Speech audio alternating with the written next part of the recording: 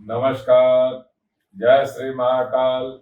मैं पंडित शेष नयनाचार्य आप सभी को आने वाले 1 अगस्त से लेकर के 31 अगस्त तक जो शेयर मार्केट है उसके विषय में संपूर्ण जानकारी देने जा रहा हूं।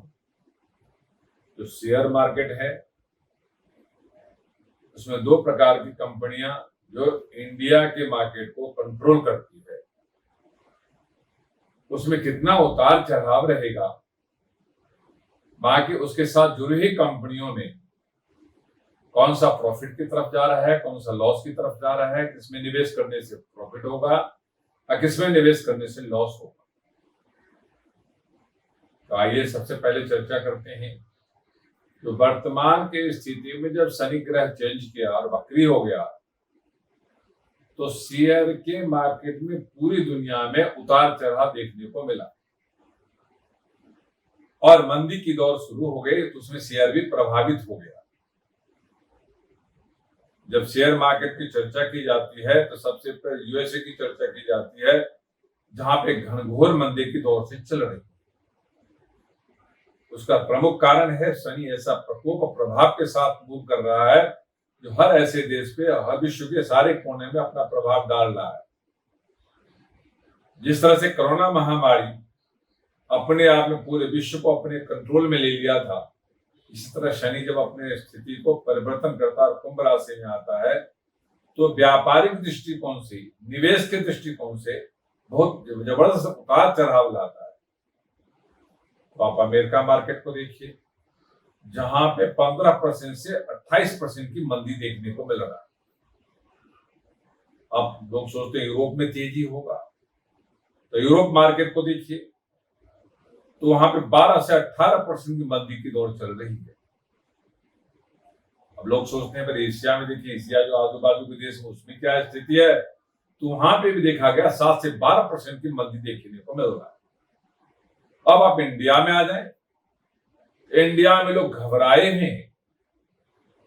लोग लगता महंगाई की दौर चल रही है, काम उठ नहीं रहा है, डिमांड नहीं है। ऐसे स्थिति में लोग भय के कारण अपना डिसीजन नहीं ले रहे, क्योंकि यहाँ पे इंडिया में 5 से 7% का मंदी है, कुछ ज्यादा मंदा नहीं है। और भय यहाँ पे 30 से 70% के भय है, तो बहुत बड़ी भय पैदा हो गई। जो लोग निवेश करना चाहते हैं वो इतना डर चुके हैं जो अपने आप को कंट्रोल नहीं कर पा रहे। तो जो लोग शेयर में काम करते हैं उनके लिए बहुत अच्छा समय है निवेश करने का। आपको सोचना पड़ेगा, जो निफ्टी से जुड़ी हुई जो कंपनियां हैं या सेंसेक्स से जुड़ी हुई जो कंपनियां हैं उसमें 7 से 12% की मंदी आ चुकी है। अब धीरे धीरे मंदी कम होने लगे हैं और इसमें जो निफ्टी से जो 20-25 कंपनियां जुड़ी हुई है उसमें बहुत जबरदस्त उतार चढ़ाव देखने को मिला है, पर मार्केट फिर भी रुकी हुई है।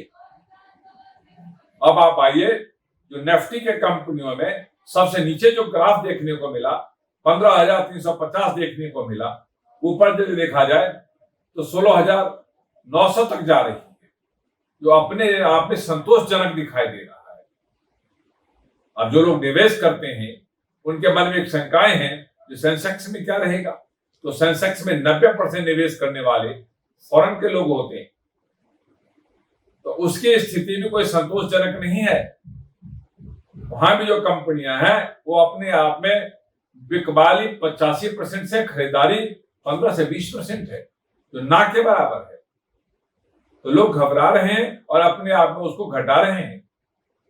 तब आप सबसे पहले जो इंडियन मार्केट है जो निफ्टी पे 99% आधारित है उसके विषय में चर्चा कर ले। जो लोग इस पे काम करते हैं उनके मन में 100 प्रकार की शंकाएं हैं। जब सुबह आप निवेश करने के मन बनाते हैं उस टाइम सूर्य मंगल होता है। आप सोचते हैं कि मैं जो काम कर रहा हूं प्रॉफिट की तरफ जाएगा, मेरा डिसीजन सही है कि नहीं है, मेरा प्लान सही है कि नहीं है, तो आपके मन में 100 प्रकार की शंकाएं होती है। आप किसी से सहयोग चाहते हो, किसी से आप सपोर्ट चाहते हो, आपको सहयोग सपोर्ट चाहिए, नहीं तो ईश्वर का अभिवादन चाहिए, ईश्वर का आशीर्वाद चाहिए। अब जो लोग निवेश करने वाले हैं वो सोचते हैं बैंकिंग के क्षेत्र में जाएं, इलेक्ट्रॉनिक कंपनियों में जाएं, फार्मास्यूटिकल्स कंपनियों में जाएं, इस्पात एलॉय के कंपनियों में जाएं, प्रॉपर्टी संबंधी कंपनियों में जाएं, केमिकल संबंधी कंपनियों में जाएं, ट्रेवल संबंधी कंपनियों में जाएं, होटल संबंधी कंपनियों में जाएं, आईटी संबंधी कंपनियों में जाएं, सीमेंट उत्पादन कंपनी उसमें जाएं,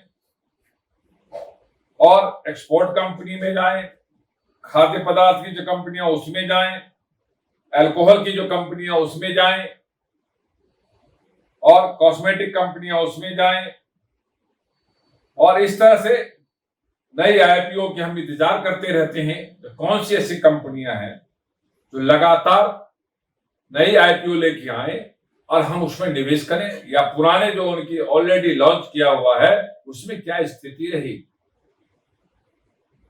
तो आपको जान के बहुत जबरदस्त खुशी होगा, जो आप यदि बैंक की तरफ देखें तो लॉन्ग टर्म में बैंक में निवेश करेंगे तो 7 से 22% का प्रॉफिट मिलेगा आपको।